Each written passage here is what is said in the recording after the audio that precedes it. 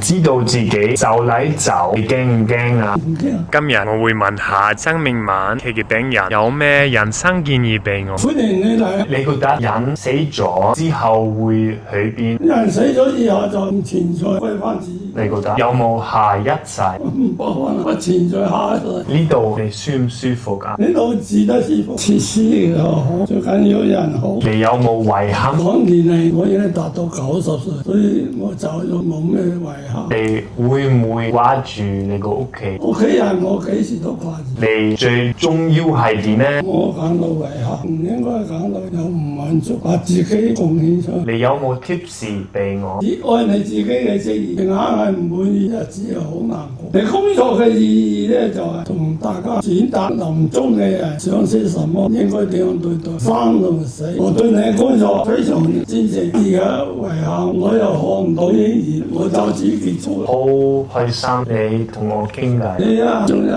漫長嘅人生，把各對嘅人對生活嘅意義都會顛簸出嚟，我哋都好尊重。Thank you。你哋有冇啲人生智慧可以同我 share 下？comment 俾我。